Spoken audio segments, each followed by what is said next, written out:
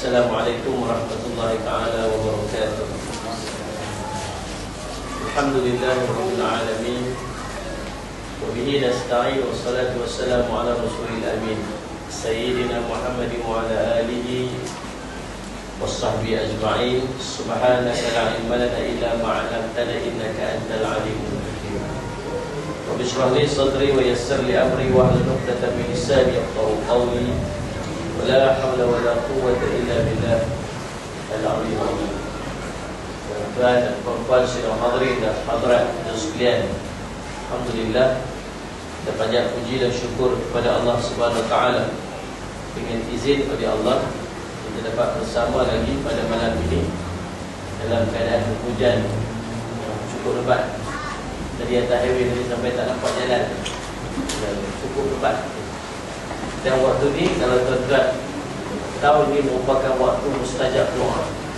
Waktu yang hujan turun dengan lebat ini merupakan waktu yang cukup mustajab doa.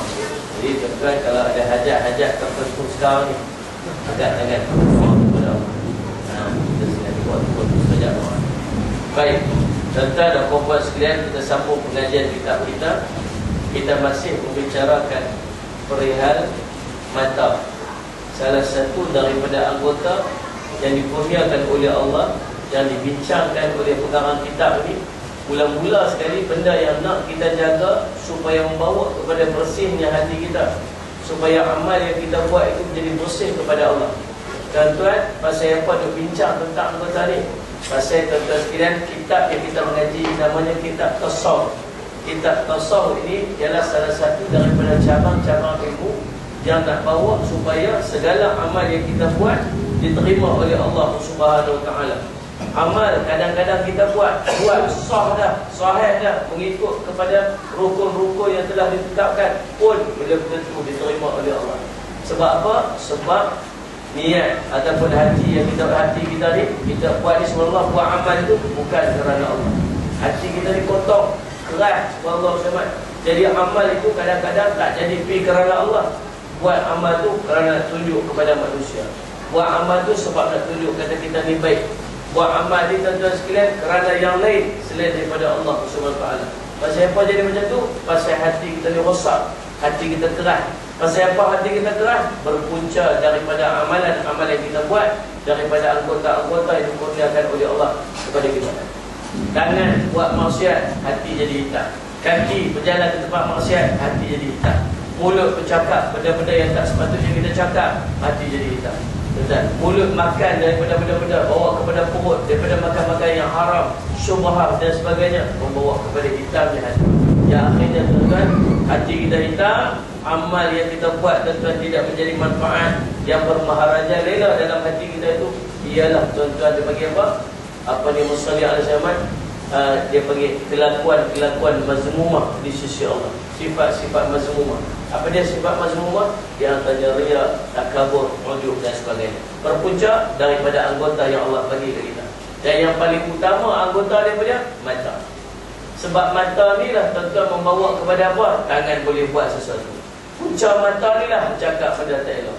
Punca daripada mata ni lah kaki berjalan tempat tak elok. Sebab tu ulama ni dia ambil bincang bab mata ni awal-awal sebelum nak bincang benda-benda yang lain. Faham tak sekalian? Jadi perbincangan mengenai mata ni panjang. Jadi, kita baru baca suku daripada dia. Kita sambung pada muka surat 6 ayat Quran. Kerana firman Allah Ta'ala, qulil mu'minina yughuddu min absarihim wa yahfadhu furujahum. Qulil mu'minina yughuddu min absarihim wa yahfadhu furujahum. Dzalika azka lahum innallaha khabirun bima yasna'un. Artinya, bersabda olehmu wahai Rasul sallallahu alaihi wasallam bagi sekalian yang beriman, pejamkanlah oleh kamu akan mata kamu daripada barang yang tiada harus bagi kamu melihatnya. Nescaya memejam oleh mereka itu akan segala mata mereka itu. Dan suruh olehmu bahawa mereka itu dengan memelihara faraj mereka itu. Nescaya memelihara mereka itu akan segala faraj mereka itu daripada barang yang haram dikerjakan dengannya. Dan yang demikian, yakni memelihara, itu lebih baik bagi mereka itu bahwasanya Allah Ta'ala sangat mengetahui akan batin yang mengerjakan mereka itu akan dia semacam dengan zahirnya. Tuan-tuan, cerita ayat ini Allah suruh Nabi sallallahu alaihi wasallam pesan kepada umat dia supaya pelihara dua benda. Yang pertama, pelihara mata. Disebut ini, pejamkanlah mata kamu. Bukan maksud pejam begitu, mau pejam begitu tuan-tuan. Macam mana? Tak, maksud daripada ayat tersebut, tundukkan pandangan. Kalau orang lelaki-lelaki, tundukkan pandangan kepada orang perempuan. Demikian juga sebaliknya, orang perempuan tundukkan pandangannya kepada orang lelaki-lelaki. Sebab itulah punca syahwat, tuan-tuan sekalian. Nak buat macam mana? Sebab tu Nabi larang tuan-tuan orang perempuan untuk pakai pakaian-pakaian dia bagi apa? Yang Rasulullah sebut berpakaian tapi bertelanjang. Kan Nabi sebut subhanallah tuan-tuan sekalian, sallallahu alaihi wasallam Muhammad. Tengok ramai orang perempuan dalam neraka. Mereka ini berpakaian tapi bertelanjang. Waktu hidup dulu pakai pakaian tapi macam bertelanjang. Dia pakaian macam telanjang ni. Dia pakai baju tapi baju adik dia. Tahu dia kecil, sedar. Kalau tengok daripada jauh dia berjalan tu macam tak pakai baju. Faham tak? Tak lalu depan kita, kita tak tengok pun jadi serba salah. Tak tengok ni. Kalau tak tengok orang pergi pula dia. Jadi subhanallah, tak dia tunjukkan kita. Subhanallah tu dia. Jadi masalah.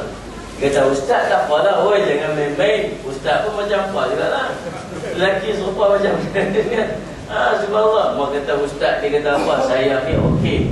Saya ni buat pi lagu mana pun, main pi lah, telanjang depan saya pun tak ada apa, tak ada masalah apa bagi saya. Cek tengok kejantanan ustaz. Entah jantan ataupun sebaliknya, kita tak tahu. Sebab itu biasa standard tuan-tuan sekalian Rasulullah Muhammad. Orang perempuan dia menjadi tarikan kepada orang lelaki-lelaki. Orang lelaki mungkin menjadi tarikan kepada orang perempuan. Sebab tu subhanallah muslimat tuan-tuan, di antara bid'ah yang besar, di antara salah satu bid'ah yang besar tuan-tuan, ialah apabila dia buat sesuatu kemudian dia letak nama Islam. Apa dia tuan-tuan? Dia panggil busana muslimah. Faham tak? Busana muslimah. Kita kata busana muslimah ni cantiklah, betul tak? Tapi tuan-tuan yang dijual dekat situ semua pakaian-pakaian yang tidak menepati cara-cara ataupun kehendak Islam. Subhanallah. Dia kata kalau orang tak pakai tudung, kalau orang yang melanggar syariat Islam tak pakai tudung, kita ni jual tudung. Tapi tudung yang dia jual tu tuan-tuan tidak menepati kehendak syarak. Tudung jadi dia pakai mawali saja ni tuan-tuan ni atas ni subang tu nampak. Leher tu tunjuk kat kita. Atau kalau pakai tudung tu tapi lehernya dia rapat, apa dia ada dia bubuh pin kat sini sampai nampak bentuk leher dia. Tu membuka aurat tuan-tuan. Tak boleh, tak lulus. Pakai pakaian anak-anak kita, anak-anak dara kita pakai baju tangan pendek. Bukan tangan pendek, tangan panjang, baju pendek lah. Baju pendek tu lah tangan panjang tu. Kan? Pakai baju berlengan pendek. Kemudian tuan-tuan dia pakai ni dekat dalam. Kalau kaki dia pakai stokin, kalau tangan dia pakai stongan. Kau jangan mencari kita stongan aja, stongan. Ni kita tak tahu stongan tu menentang apa. Kita ustaz tu abang stongan tu apa mereka sendiri. Apa cari apa dia tak tahu dia panggil apa. Sarung yang lengan ni. Sarung, apa dia? Gila.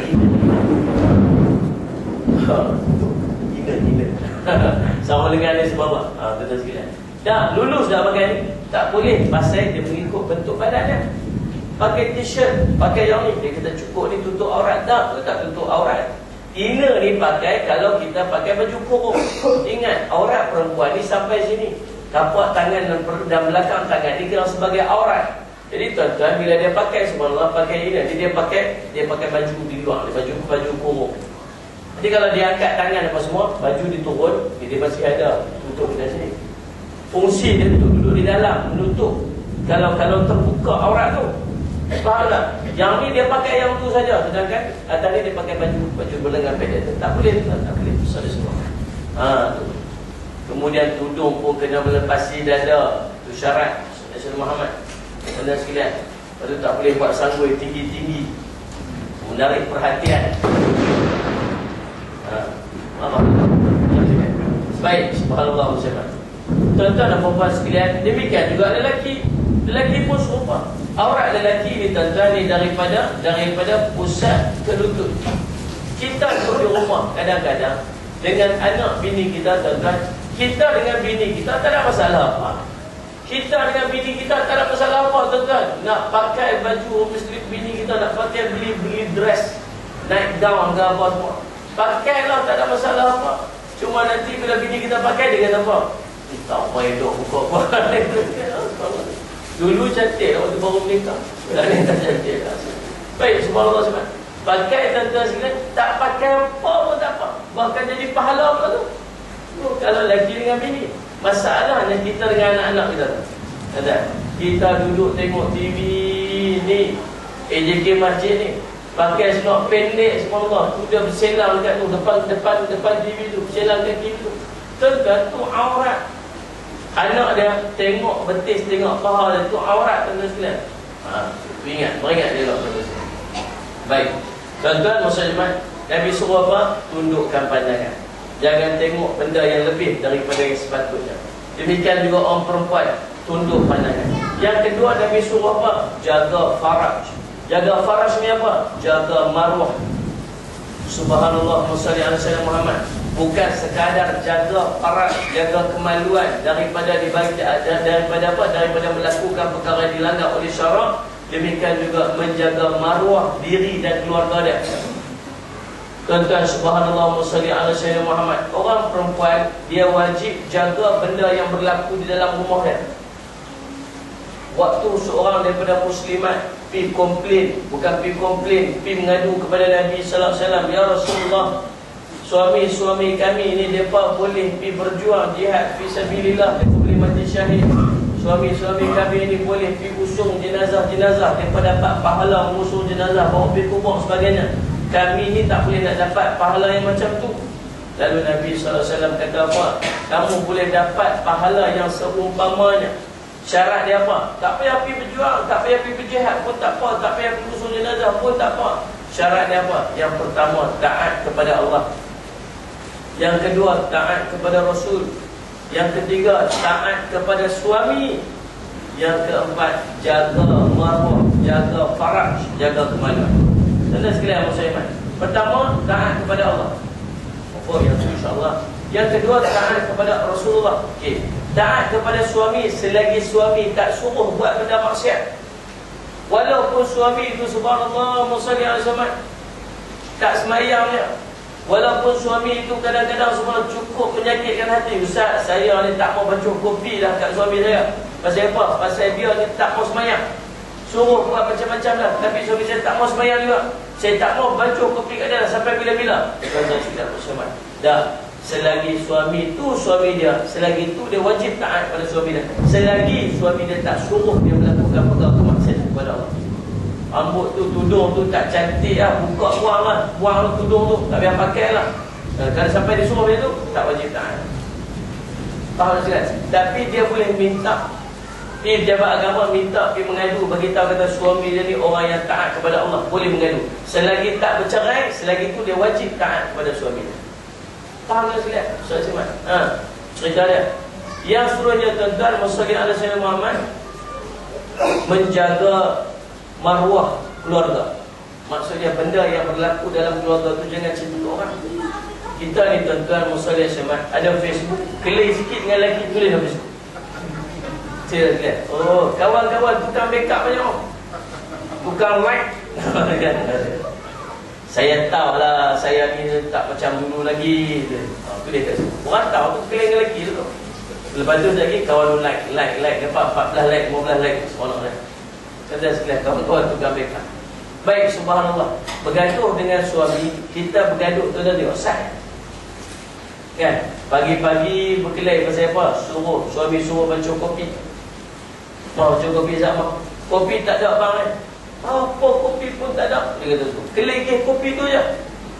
Maksud dia kata kan suruh abang mari suruh pergi beli kopi. Pasal apa tak beli? Perempuan-perempuan bergaduh. Tuan-tuan sekalian, muslimat, yang bini pun lari masuk bilik dia, stand dekat atas katil tuan-tuan, pokok dekat bantal, teriak, kaki buat gitu.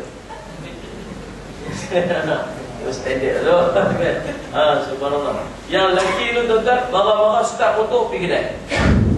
makan. Dah kopi tak ada di rumah, pergi makan roti canai. Diminum makan roti canai di kedai mamak tu dekat tu. Ya apa tu? Putra Perdana tu. Kemudian sekali dia telefon mak dia. Ini kita tahu. Mak tahu dah apa abang dia buat kat cik.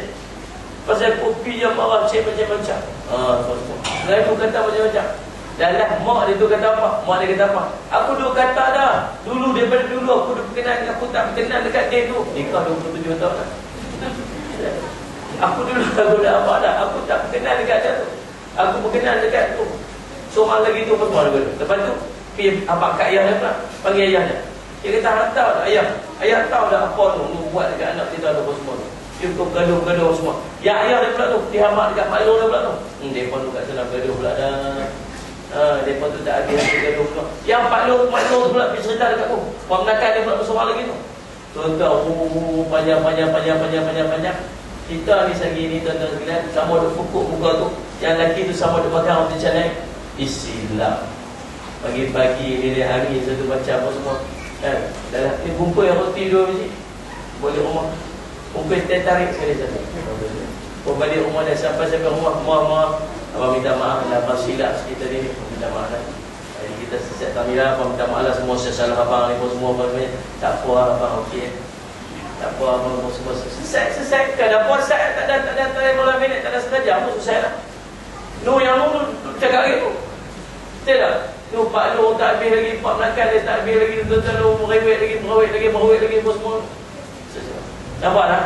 Sebab tu benda yang berlaku dalam rumah jangan lebih panjang kot keluar. Faham? Sebab benda dalam rumah ni saat saja bergaduh, saat dia boleh selesai. Faham saudara sekalian? Benda jadi dalam rumah tersebut pula. Baik, nak mengadu, boleh mengadu kepada orang yang boleh bagi kepada kita nasihat. Macam orang sakit tak? Orang sakit kecil mana? Bukan boleh pergi jumpa komen kereta. Tapi saya ni sakit kecil mana dia tu kata dia tidak betul. Tak, saya sakit ni boleh cuma bagi ubat tak? Ambil mentun. Tak betul, bukan orang dia. Apa nak pergi jumpa siapa? Pergi jumpa doktor boleh bagi ubat. Demikian kita apa ada masalah dalam rumah tangga dalam muslimat. Jangan bercerita kat kawan kita. Kawan kita bukan boleh tolong selesai. Cerita dekat jiran kita, cerita dekat maklum kita, cerita dekat orang yang tak boleh selesaikan masalah kita. Habis siapa yang boleh tolong selesai? Pergi jumpa ustaz ke, pergi jumpa ustazah ke, pergi jumpa jabatan agama ke yang berkaitan, mereka boleh bagi nasihat accordingly, mengikut apa tu semua. Yang tak ada atas kepentingan diri dia. Ada sekalian muslimat. Tu cerita dia. Baik, menjaga faraj, menjaga kemaluan ataupun menjaga maruahnya, maka membalas ia akan mereka itu atasnya. Adapun ayat ini mengajar kelakuan yang baik dan memberitahu dan menakutkan. Ayat di atas dia kata apa? Nak bagi tahu subhanallah muslimat, mula-mula sekali nak mengajar orang untuk melakukan perkara kebaikan, dan tuan-tuan dia menakutkan dengan azab yang akan disediakan kepada orang yang melakukan. Dan ada pun mengajar adab, maka firman-Nya tak mana bab mengajar adab, bersabda olehmu bagi sekalian yang beriman, dan saya memejamkan mereka itu atas segala mata mereka itu ajar adab. Dia kata ayat tersebut yang pertama nak mengajar adab. Adab apa? Adab ni supaya orang-orang beriman ini memejamkan mata mereka, yang ini menundukkan pandangan mereka Saudara Muhammad daripada barang yang tiada halal memandang kepadanya. Dan dengan ini perkataan menyuruh Allah Ta'ala bagi hambanya dengan berkelakuan yang baik, iaitu memelihara matanya daripada melihat yang haram, dan memelihara kemaluannya daripada yang tiada halal dikerjakan dengan dia. Maka wajib atas sekalian hamba menjunjung perintah Tuhannya itu, dan jika tiada, nescaya adalah ia jahat perangai dan patut ia dimurkai dan disiksa oleh Allah Subhanahu wa ta'ala. Itu tuan-tuan, ayat pertama tu nak ajak adab. Kita ni kalau boleh faham Al-Quran lah tuan-tuan, Allahumma salli alaihi. Quran ni main dekat kita ni tuan-tuan sebagai panduan hidup. Kalau kita beli kereta Proton Wira, dia main buku manual Proton Wira. Kalau kita beli Mitsubishi Storm, dia ada buku manual Mitsubishi Storm. Kalau kita beli tuan-tuan Mercedes S-Class, dia ada Kalau kita beli apa pun tuan-tuan, beli kipas angin bahkan dia ada manual book macam mana nak pasang kipas angin tu. Semua tu kalau ikut buku panduan dia selamat belakang tak ada selamat. Kalau ni subhanallah nak pasang kipas, dia beli apa semua tu. Nescaya kipas tu kita pasang clear semua tuan-tuan, bahkan berjalan dengan baik dan tak boleh menyebabkan rosak. Demikian juga kita, Allah jadikan kita ni dengan satu panduan yang siapa ikut panduan ni dia tak akan sesat sampai bila-bila, yang namanya Al-Quran. Masalahnya kita tak faham. Pasal apa kita tak faham? Sebab dia dalam bahasa Arab. Kalau kita tak faham tuan-tuan, Al-Quran bukan setakat nak faham harfiah, bukan nak faham huruf demi huruf. Bahkan dia ada tuan-tuan Musa AS, dia kata apa? Dia akan ada huraian dia sebagainya. Maka bukan semua orang boleh menguraikan Al-Quran kecuali orang-orang yang Allah kurniakan kepada mereka ni tuan-tuan kefahaman tentang Al-Quran. Bukan semua orang boleh mengurai Al-Quran. Jadi tuan-tuan, kalau kita beli kereta Mercedes-Benz, kita beli kereta Mercedes yang dibuat di Jerman, tuan-tuan, yang buku panduannya tertulis dalam bahasa Jerman, kita tak faham, tuan-tuan, komen pun tak faham. Apa kita kena buat? Kita kena cari orang yang faham, tolong bagi tahu dekat kita macam mana cara, macam mana nak faham buku panduan. Demikian juga Al-Quran. Bila kita tak faham, kita kena cari orang yang tolong, orang yang faham, supaya boleh tolong bagi tahu dekat kita. Masalahnya, tak faham. Tuan-tuan sekalian, Al-Quran ini dia ada benda yang kita kena buat dengan dia. Al-Quran ini bukan turun saja. Al-Quran ini tuan-tuan merupakan mukjizat Nabi SAW. Kalau Nabi Musa AS dia ada mukjizat dia, nama apa? Tongkat. Tongkat Nabi Musa ni hebat. Dia boleh tuan-tuan pukul laut terbelah, boleh lintas di sebelah sana. Hebat. Saya Muhammad. Boleh pukul batu keluar air. Semua orang satu kabilah bukan boleh minum semua air dia. Tuan-tuan, Nabi Musa AS. Nabi Isa AS mukjizat dia boleh menyembuhkan penyakit sopak, boleh menyembuhkan orang buta, boleh menghidupkan orang yang mati dengan izin Allah Subhanahu Wa Taala. Itu Nabi Isa AS. Nabi Muhammad sallallahu alaihi wasallam banyak mukjizat dia. Di antara mukjizat Nabi Muhammad sallallahu alaihi wasallam tuan-tuan ialah kitab Al-Quran. Itu salah satu mukjizat.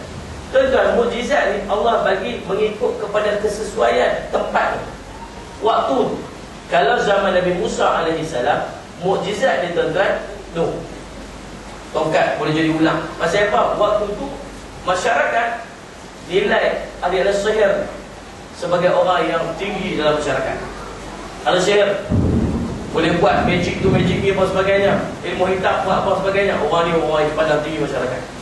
Allah bagi mukjizat kepada Nabi Musa lagi hebat daripada al-sihir. Orang pandang sampai al-sihir pun tunduk akhirnya masuk Islam, ikut Nabi Musa AS. Demikian juga Nabi Isa. Nabi Muhammad, zaman Nabi Muhammad SAW, waktu itu orang Arab mereka mahir dalam bahasa syair. Allah turunkan Al-Quran yang bahasanya lebih hebat daripada orang-orang ahli syair yang duduk pada zaman Nabi SAW. Tuan-tuan, kalau kita lah ni ada tongkat Nabi Musa di rumah kita tak? Tak. Ada tongkat Nabi Musa di rumah kita. Subhanallah, Musa Ahmad. Bangga bukan main tu, frame tu. Gantung kat depan rumah kita. Orang tanya, ni tongkat siapa ni? Tak faham kan? Ini tongkat Nabi Musa. Orang sebut pun di bahasa tu dia tu. Panggil main suabang-suabang semua. Metro main, apa-apa tanda segala, sinar harian main. Utusan pun main. Utusan tak ada main, sibuk pelang ayam. Boleh. Semua pekat main ni gambar. Ada orang minta 50,000, ada minta 100,000. Oi, bangga saya tak ada. Pasal apa? Ini tongkat mukjizat Nabi Musa AS. Bangga dia dengan dapat tongkat mukjizat Nabi Musa. Padahal tongkat tu bila Nabi Musa wafat, habis kan dia siapa guna? Katok pilok, tuan-tuan sekalian tak boleh guna. Nak pergi Penang, jalan Tabriz tu, katok tu tak boleh pergi juga. Pasal apa? Yang boleh bagi function tongkat tu Nabi Musa AS. Nabi Isa AS, mukjizat dia wafat, habis dia buat mukjizat tu. Siapa pun tak boleh guna dalam mukjizat. Tapi Nabi Muhammad SAW, mukjizat dia sampai dekat kita lah ni. Dia kata, Ustaz, betul lah, memang saya bangga sungguh dengan mukjizat tu. Kalau saya ada tongkat, memang saya frame gitu, Ustaz. Sebab itulah Al-Quran saya letak dalam rak tu, saya tak guna-guna lah. Dia kata sebab saya sayang betul dengan Quran. Itu bukan cara dia. Saya zaman. Baik, di antara cara tuan-tuan kita beradab dengan Al-Quran, kata ulama, yang pertama kita baca Al-Quran. Yang pertama kita membaca Al-Quran. Salli ala sayyidina. Baca lagu mana? Allahumma salli ala sayyidina Muhammad. Tuan-tuan baru duduk sembang dengan tegur saya. Dia kata Jafri, kita kena baca paling kurang sehari dapat satu juzuk Quran jadi. Satu juzuk. Dah nak baca ni. Alamak. Satu muka pun balok lihat wala 4 lihat. Tuan-tuan dah baca Allahumma salli ala sayyidina Muhammad. Dia macam tahu dalam hati kita dia kata apa? Memanglah kita ada berat. Mula-mula sekali memang susah sebab kita tak lazim. Kan? Kita tak biasa dengan Al-Quran, maka kita jadi apa? Nak baca. Tuan-tuan, contohlah. Kalau kita ni duduk kerja pula, mana rasa nak bagi contoh macam jauh sikit. Kalau kerja KLCC tu jauh tak? Jauh tak? Ada jauh ya? Kerja di mana nak beritahu? Ada orang sini kerja sampai bentuk faham. Tahu tuan-tuan kerja dekat tu hospital Sungai Buloh. Contohlah, duduk ni pucung jauh dah hospital Sungai Buloh. Jauh. Subhanallah salli ala sayyidina Muhammad. Tuan-tuan, pagi-pagi baru dapat kerja promotion, tapi hantar ke hospital Sungai Buloh. Punya jauh. Tiap-tiap hari nak pergi kerja tu, bangkit pagi-pagi tu tuan-tuan. Allah, duduk puasa jauh. Dia kata bercinta atas kereta nak pergi tu. Faham dia? Allahumma salli alaihi wasallam. Lambatlah sampai. Tiap pagi dia nak bangkit tu, Allahumma salli alaihi wasallam. Doa apa kat bini dia tu? Jauhlah abang nak pergi. Esok pergi, jauhlah abang tak larat lah. Dulu lusa, jauhlah. Bini sampai meluat dah dengar dia kata. Bini kata apa? Berhenti kerja saudara. Tak, bukan nak meluahkan perasaan saja. Allah bagi-bagi masa jauh saya tak sampai. Jauh saya tak sampai. Saya nak balik pula masa jauh. Tapi tuan-tuan, seminggu, 2 minggu, sebulan, 2 bulan, setahun, 2 tahun, 3 tahun, 5 tahun, 7 tahun. Kerja mana? Kerja kat hospital Sungai Buloh. Ni, duduk kat Abang Putra ni. Duduk Abang Putra ni, kerja hospital Sungai Buloh. Dia punya jauh. Tak ada apa biasa dah pulang ni. Lompat tak mana, kerja mata boleh pulang dah. Tidak, salah. Waktu tu rasa apa? Tak ada apa. Pasal apa? Pasal kita lazim. Isteri orang mana? Orang Perlis tu. Dia punya jauh. Kalau jauh biasa tiap-tiap bulan balik. Bini queen control. Tiap-tiap bulan balik. Tak ada rasa apa.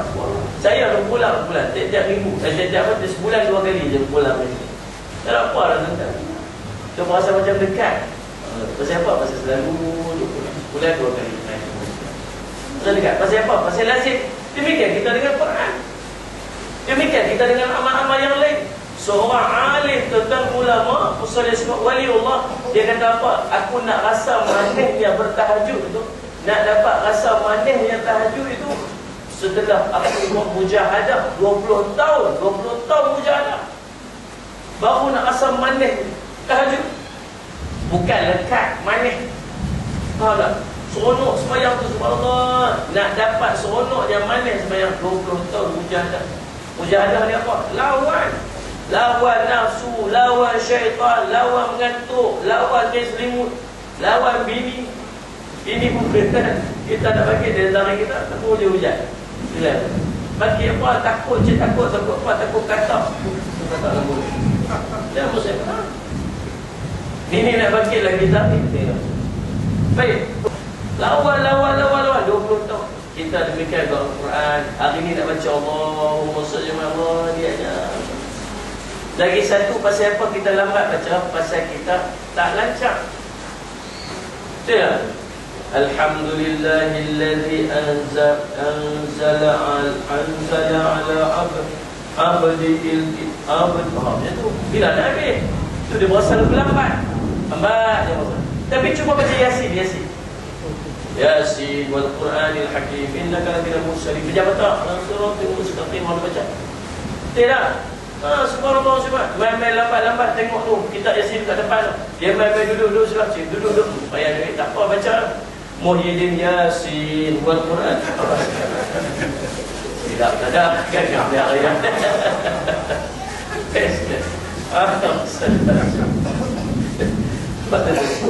Pasal apa yang sampai bila pejabatan tu, pasal apa boleh baca lancar tu, pasal apa? Pasal lazim dia baca. Dia dah tiap minggu baca, tiap minggu baca. Oh subhanallah. Orang baca silap baris atas baris bawah bunyi. Utaulah tegur silap macam tu. Pasal apa? Pasal lazim baca.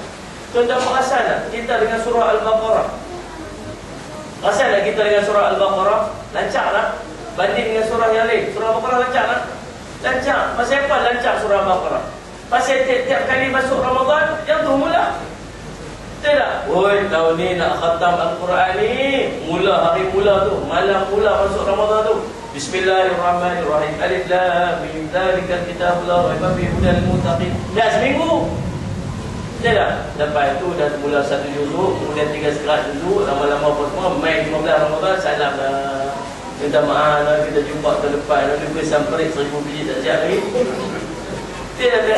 Allahumma salli ala Muhammad. Tak ada, masya-Allah Rabbi. Selalu 3 sekerat jalan. Lalu tiap-tiap tahun ulang yang sekerat jalan tu. Ulang sekerat tu.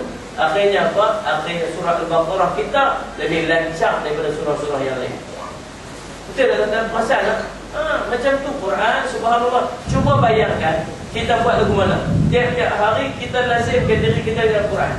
Mula daripada hari ini, Bismillahirrahmanirrahim, Alif Lam Mim Al-Baqarah. Tuan-tuan baca straight.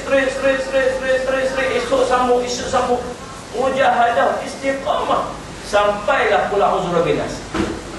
Habis Qul a'udzu birabbin nas, ulang balik tuan-tuan surah Al-Baqarah. Ulang balik subhanallah. Sampai habis. Asal boleh buat tu? Dengan mujahadah lah, dengan mujahadah. Sebab adab kita dengan Al-Quran ialah membaca Al-Quran. Baca maksudnya. Betul. Memang susah. Tapi bila kita lazim, yang kedua adab kita dengan Al-Quran, selepas kita baca Al-Quran, sallallahu alaihi wasallam Muhammad, kita cuba untuk faham Al-Quran. Cuba untuk faham Al-Quran. Macam mana nak cuba untuk faham Al-Quran? Al-Quran ini dia ada dua. Satu dia panggil tafsir, satu dia panggil apa? Terjemah, satu lagi dia panggil tafsir. Terjemah dia apa? Terjemah ni Alif Lam Mim. Dzalikal kitab, dzalika inilah kitab. Dzalikal kitab, inilah kitab. La raiba fihi, la tidak raiba fihi, ada ragu banyak. Hudal lil muttaqin, menjadi petunjuk lil muttaqin kepada orang yang bertakwa. Itu dia panggil apa? Terjemah. Tafsir punya apa? Tafsir dia pula ke mana? Alif Lam Mim dzalikal kitab la raiba fihi hudal lil muttaqin alladziina yu'minuuna bil ghaibi wa yuqiimuuna as-salata wa mimma razaqnahum yunfiqun. Alif Lam Mim. Inilah kitab yang tidak ada ragu kepadanya. Al-Quran ini tidak boleh sikit pun ada ragu kepadanya, walaupun satu huruf. Itu dia bagi syarah. Dia bagi apa? Tafsir. Mengikut kepada Ibnu Abbas, walau menolak satu huruf daripada Al-Quran, maka boleh menyebabkan gugur akidah dia. Itu dia bagi apa? Dia bagi tafsir. Faham kan? Tadi dia apa? La raiba fihi hudal lil muttaqin. Al-Quran ini tidak ada ragu padanya, menjadi tunjuk kepada orang bertakwa. Takat tu je. Tapi tafsirnya apa? Tafsirnya ia Al-Quran yang tidak ada ragu padanya. Ragu lagu mana? Tak boleh sikit pun rasa ragu dengan Al-Quran, walaupun tolak satu huruf daripada Al-Quran boleh menyebabkan gugur akidahnya, kata Ibnu Abbas. Itu tafsir. Hudal lil muttaqin, menjadi petunjuk kepada orang bertakwa. Siapa orang bertakwa ni? Alladzina yu'minuna bil ghaib. Mereka ini orang-orang yang percaya kepada benda ghaib. Apa dia benda ghaib? Benda ghaib ini syurga, benda ghaib ini neraka, benda ghaib ini azab, benda ghaib ini nikmat, benda ghaib ini malaikat, benda ghaib itu Allah, benda ghaib ini tuan-tuan, banyak benda subhanallah, benda ghaib. Mereka ini percaya kepada benda ghaib. Mereka inilah orang yang bertakwa kepada Allah. Itu tafsir. Ada kita dah baca Quran lagu tu? Tak boleh tuan-tuan sekalian, maksudnya nak sampai ke tahap macam tu, perlu kita belajar daripada orang-orang yang mampu untuk menafsir Al-Quran. Dia panggil mufassirin. Tuan-tuan sekalian, itu keadaannya bersama. Siapa lagi orang yang apa? Orang ciri-ciri orang bertakwa kepada Allah. Alladzina yu'minuna bil ghaib wa yuqimuna as-salah. Mereka ini mendirikan sembahyang. Wa mimma razaqnahum yunfiqun. Dan daripada apa yang Allah rezekikan kepada mereka ni, mereka infakkan kembali ke jalan Allah Subhanahu wa taala. Itu ciri orang bertakwa. Faham tak? Itu dia panggil tafsir. Nak faham Al-Quran itu perlu kepada orang yang mampu untuk beritahu kepada kita. Bukan boleh sendiri tuan-tuan sekalian. Itu Al-Quran. Yang pertama. Yang kedua. Yang ketiga tentang Musalli ala Sayyidina Muhammad. Kita nak beramal dengan Al-Quran. Adab kita dengan Al-Quran, kata ulama, beramal dengan Al-Quran. Apa dia beramal dengan Al-Quran? Al-Quran ni kan panduan. Jangan dia kata apa ikut saja Al-Quran ni, ikut saja Al-Quran ni, kamu tak akan sesat. Pergi sampai ke syurga Allah SWT. Maksud dia panduan, buku panduan. Kalau kita ni tentang Musalli ala Sayyidina Muhammad tu ikut apa tu? Nak mai sini tu, daripada Penang set ke GPS. Tak ada kan? Aman Putra, dia bang 200 berapa kilometer, ikut tak? Dia kata di persimpangan hadapan masuk kanan, kita masuk kanan kan, 300 meter di hadapan sila masuk lubang raya, kita masuk lubang raya. Kalau dia kata apa? Sila masuk kanan, kita kena kiri. Sila masuk kiri, kita kena kanan. Itu dia kata tak ikut panduan. Kalau orang suruh kena kiri, kita kena kanan. Orang suruh kena kanan, kita kena kiri. Orang ni nanti dia akan sesat. Betul tak tuan-tuan? Ustaz Syamad, demikian juga Al-Quran. Al-Quran bagi kita panduan, ikut saja Al-Quran tu, kamu tak akan sesat. Tuan-tuan tengok, kumpulan tengok. Antara saya nak bagi contoh. Baru ni sembang dengan seorang muslimat perempuan ni tuan-tuan sekalian. Dia kata kat isteri saya, dia pakai sanggui tinggi tu. Dia bubuh. Dia rambut pendek tapi dia beli apa yang palsu ni, ada bubuh kat atas. Tinggi kan. Isteri dia kata, isteri saya kata-kata, dosa tu buat macam ni, tak boleh Nabi larang ni. Tahu tak kata dosa? Dia kata apa? Tahu dia kata. Dia kata tahu dosa, tapi pasal yang bubuh. Kalau tak pakai ni tak cantik pula dah. Nampak tuan sekalian, Allah subhanallah. Tak tahu kata dosa tapi tetap buat pasal apa? Soalan siapa? Dalam Al-Quran, sembahyang tu penting. Sembahyang penting tak? Penting. Sembahyang ni nombor satu. Nombor pertama sekali Allah akan cek. Awal yuhasabu bihi 'abdan as-salat. Pada mula-mula sekali Allah akan cek sembahyang. Allah cerita tentang sembahyang dalam Al-Quran, ya, tapi Allah tak cerita macam mana cara kita dapat sembahyang. Allah kata rokok dan sujudlah kamu, tapi Allah tak cerita secara detail macam mana rokok, macam mana sujud dalam Quran. Macam mana nak sujud, mana rokok, yang diambil daripada hadis Nabi SAW yang menyokong ayat Quran. Faham sekalian? Tetapi Al-Quran cerita secara terperinci macam mana cara orang perempuan nak pakai tudung. Dan labuhkanlah tudung-tudung kamu melepasi dada-dada kamu. Itu dia punya spek kan. Tudung mesti labuh lepas pada dada. Atas pada dada tak cukup spek, tak boleh, reject, tak lulus. Faham sekalian? Nak buat feel pula, nak belik kan, nak buat balik, ikut sukalah. Jadi lepas dada tutup aurat. Faham sekalian? Nak buat brush sampai 3 kilo, sini sampai berat jalan lagu tu. Berhenti buka. Lega je. Ikut sukalah. Jadi ikut spek yang Allah cerita dalam Quran. Faham sekalian? Kadang-kadang kita pakai tudung ni nampak telinga. Apa tak pakailah, lepas lah. Nampak telinga, nampak leher, dan kata Musa Syamad. Ini tak ikut kepada spek kan. Faham tak sekalian? Subhanallah Musalli ala Sayyidina Muhammad. Nak buat beli, buat dulu sikit hari sampai tak tahu nak mula-mula pubuh. Pasu atas kepala tu, cantik jalan. Orang tengok jalan berjauh tu, pasu tinggi tu siapa tu, mahal dia. Tak, ini masalah apa? Asalkan ikut spek dalam Al-Quran. Itu baru salah satu contoh. Adab dalam Al-Quran, Allah cerita nak masuk bilik mak ayah pun Allah cerita dalam Al-Quran. Nak masuk bilik mak ayah. Kalau Nabi Allah cerita dalam Al-Quran, waktu tengah hari, waktu subhanallah, sebelum waktu zuhur tengah hari, dan waktu selepas daripada Isyak nak masuk kena minta izin. Tu Allah cerita dalam Al-Quran. Sampai nak masuk bilik mak ayah pun Allah cerita dalam Al-Quran. Kita ikut lah. Ikut bagi kita tak faham, kita tak tahu. Orang mengkaji Al-Quran, orang akan nampak betapa hebatnya Al-Quran. Faham. Yang tuan beramal dengan Al-Quran. Yang kelima, 1, 2, 3. Yang keempat, tuan-tuan, apa dia? Mengajak orang untuk beramal dengan Al-Quran. Subhanallah. Nabi SAW sebut dalam satu hadis, ad-dinun nasihah. Agama itu adalah nasihat. Liman ya Rasulullah, kepada siapa? Dan nasihat kepada siapa Rasulullah? Lillah wa li rasulih wa li kitabihi wa li rusulihi wa li immatil muslimin wa ammati. Ajak orang untuk kembali kepada Allah, ajak orang untuk beramal dengan Al-Quran, ajak orang untuk mentaati Rasul, ajak orang untuk mentaati pemerintah yang bertakwa, ajak orang kepada apa? Kepada salih asyamat, ajak masyarakat semua kembali mentaati Allah Subhanahu wa taala. Itu adil nasihat. Tuan-tuan sekalian, kita bertanggungjawab bukan untuk diri kita saja nak baca Al-Quran, nak faham Al-Quran, nak beramal dengan Al-Quran. Selagi kita mengaku diri kita beriman kepada Allah, kita bertanggungjawab dengan masyarakat yang duduk sekeliling kita.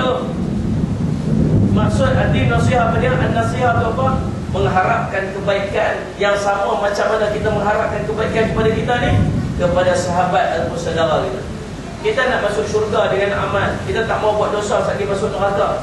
Waktu yang sama juga kita mengharapkan kebaikan kepada saudara kita, nak masuk syurga sama dengan kita, nak jauhkan dia daripada neraka. Itu an-nasihat.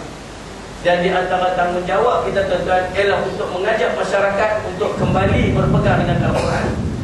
Tuan-tuan sekalian, wassalli ala sayyidina Muhammad. Kita ni sentiasa ada peluang. Saya cadang ke mana-mana pun saya cadang lah. Tuan-tuan sekalian, semua pakai ada rumah. Ada tak ada rumah tak? Ada, semua ada rumah. Tak ada yang tidur di masjid pun kan? Semua ada rumah. Manfaatkan rumah tu untuk agama. Rumah besar, kadang-kadang tuan-tuan rumah ditutup saja pagar, rugi. Subhanallah, rumah tu Allah bagi. Apa tidak tuan-tuan, apa salahnya kita manfaatkan nikmat rumah yang Allah bagi pada kita tu untuk berbakti balik kepada Allah Subhanahu wa taala. Buatlah ke mana? Saya cadang. Tuan-tuan tak payah jadi ustaz nak mengajar orang. Tak. Tuan-tuan jadikan rumah tuan-tuan tu sebagai tempat pengajian. Subhanallah, muslimat. Ni lapang tuan-tuan, saya tengok, saya lalu tadi ni, masya-Allah Rabbi. Oh, semua tu tutup. Allah besar ya, insya-Allah. 3 kali rumah saya. Oh, sini saja 3 biji rumah saya. Tengok tuan, rumah besar ya Rabbi. Saya setiap hari Ahad saya buat pengajian di rumah saya. Puas saya tu boleh masuk 2 biji kereta. 6 yang 2 biji kereta. Depan ni, belakang, tanah. Tiap-tiap hari Ahad, penuh orang mengaji. 60 orang, 70 orang ada. Itu pun maksimum dah, tak boleh pergi lah. Kalau main ramai, duduk kat luar. Sikit kecil, saya ada bayang kalau lah rumah saya besar luar lagi, ramai orang boleh main lagi. Tuan-tuan yang Allah bagi nikmat rumah besar, lapang besar tuan-tuan, pos yang begitu luas, subhanallah. Manfaatkan balik untuk agama. Kalau Allah soal, jawab, tuan-tuan boleh jawab. Apa kamu buat dengan nikmat rumah besar yang aku bagi kepada kamu di dunia dulu? Ya Allah, aku manfaat dia balik untuk agama kamu, ya Allah. Dan sekalian saya ni, berapa ramai orang dukuk kita ni, dukuk rumah kita ni. Makcik-makcik yang tak boleh nak pergi mengaji, yang tak boleh, yang tak ada kenderaan nak pergi mengaji, makcik mengaji surau. Tuan-tuan, suruh isteri kita, pergi saat rumah-rumah, pergi habaq dekat kawan-kawan semua, pergi tanya dia, mau tak kalau kita buat pengajian Quran di rumah kita? Belajar tajwid, belajar baca Quran. Tuan-tuan sekalian, dia pun pergi sembang ni apa semua, ipah-ipah ni, pada suami saya beritahu, mau tak kalau kita buat pengajian Quran di rumah saya? Dia kata, okey juga, dia kata, saya berilah alhamdulillah lah. Kalau buat di rumah tu lega banyak, saya berjalan kaki je pergi. Duduk mengaji di masjid, saya tak ada nak pergi, tak boleh nak pergi pasal apa. Dia lah, abang tu kerja apa semua, kenderaan tak ada, saya naik motor pun tak penting, nak kereta pun tak boleh. Kalau buat dekat rumah, subhanallah, boleh saja nak pergi. Nampak dah tuan-tuan, seorang dah macam umur kita. Seorang dah. Setiap Quran dia baca, setiap huruf yang dia baca tu, pahala pergi mengalir dekat kitab. Kalau nampak lah tuan-tuan, dia baca belum tentu betul, dia baca belum tentu ikhlas. Yang pergi dekat kita tu, 1 huruf 10 pahala yang sempurna tuan-tuan. Kita sedia rumah dah. Kipas angin dah bagi sejuk sikit. Faham sekalian? Subhanallah. Bagi ustaz lah, yang mengajar seorang, buatlah setiap pagi Ahad dah pukul 9 sampai pukul 11 dah. Ataupun buatlah petang-petang, semua pukul 3 sampai pukul 5 ke, tuan-tuan. Buatlah macam tu, manfaatkan rumah yang Allah bagi kita tu. Lari banyak lah tuan-tuan. Saya mengajar banyak dari rumah-rumah orang. Alhamdulillah. Saya kata subhanallah, selain daripada rumah dia jadi taman syurga. Jadi taman syurga tuan-tuan, siapa duduklah rumah tu penuh dengan keberkatan malaikat, penuh subhanallah. Selagi orang duduk dekat situ, malaikat duduk melebarkan sayap, ampunkan dosa ini, ampunkan dosa ini, ampunkan. Rawdatun min riyadil jannah. Satu taman daripada taman syurga. Mana? Tu pos semua kita tu. Subhanallah, bersulit. Tuan-tuan, nampak tak? Kalau nampak, untung tuan-tuan Allah bagi nikmat macam ni, manfaatkan balik untuk agama Allah. Saya kalau ada pos besar macam rumah tuan-tuan ni, Allahumma salli ala sayyidina Muhammad. Seronoklah tuan-tuan. Saya duduk rumah pos rendah je di Pulau Pinang tu, cukup untuk saya manfaatkan untuk agama mudah-mudahan. Tuan-tuan tak boleh nak mengajar, insya-Allah tak apa, panggil orang untuk mengajar. Jadikan rumah kita tu sebagai pusat pengajian. Subhanallah. Semua jadi kira oleh Allah. Tu batu-batu yang duduk dalam semen tu, semuanya akan menjadi saksi di depan Allah. Ni apa dia buat untuk agama Allah di rumah dia. Subhanallah. Tu. Habis pengajaran insya-Allah. Yang kedua dia kata, adapun memberitahu maka firman-Nya. Yang tadi dia kata apa? Buat usul al-syamad, nak ajak kebaikan. Adapun memberitahu maka firman-Nya bermula demikian, memejamkan mata dan memelihara faras itu lebih membersihkan dan lebih menambahkan bagi mereka itu. Memberitahu Allah Ta'ala dengan ini perkataan atas bahwasanya memejamkan mata dan memelihara faras itu keduanya sebab bagi membersihkan hati daripada segala dosa dan sebab bagi membanyakkan pekerjaan kebajikan. Dia kata dengan kita menundukkan pandangan kita daripada melihat perkara-perkara yang tak patut, daripada menjaga maruah kita ini, subhanallah, dia boleh membawa kepada bersihnya hati. Bila bersihnya hati kita ni, dia akan memperbanyakkan pekerjaan kebaikan, kebajikan. Hati kita tuan-tuan, badan kita tak rasa berat untuk melakukan amal soleh di sisi Allah Subhanahu Wa Taala. Dan ada pun menakutkan ancaman daripada Allah Subhanahu Wa Taala, maka firman-Nya bahawasanya Allah Taala sangat mengetahui ia akan batin, yakni barang yang mengerjakan kamu. Apa ni barang yang mengerjakan kamu akan dia, seperti mengetahui ia akan zahirnya. Maka selagi membalas ia akan dia, jika ada ia yang baik, nescaya membalas ia dengan pahala dan kesenangan dan syurga, dan jika ia kejahatan maka membalas ia dengan siksa api neraka. Dia kata ancaman Allah setelah dia suruh tundukkan pandangan, kemudian menjaga faras, menjaga maruah, kemudian dicerita subhanallah hasil daripada kita nak jaga tu, dia bawa kepada bersihnya hati, dan subhanallah rasa teringin kita memperbanyakkan ibadat kepada Allah, dan ancaman kepada orang yang tak tengok kepada orang tidak menundukkan pandangannya ialah Allah mengetahui setiap apa yang dia lakukan, macam mana tersembunyi dalam batin itu Allah mengetahui seperti zahirnya. Kalau niatnya baik tuan-tuan sekalian, maka Allah akan kurniakan pahala ganjaran bawa kepada syurga. Jika niatnya jahat tuan-tuan, akan membawa kepada neraka Allah Subhanahu Wa Taala. Cukup kita berhenti kat situ tuan-tuan, dan kita akan sambung dalam pertemuan kita yang lain. Dan firman Allah Taala, ya'lamu kha'inatal a'yuni wa ma tukhfis sudur. Dan yang tu kita akan jumpa berbincang dalam pertemuan kita yang akan datang insya-Allah. Qul qali hadza wa astaghfirullah li wa lakum. Wassalamualaikum warahmatullahi taala wabarakatuh.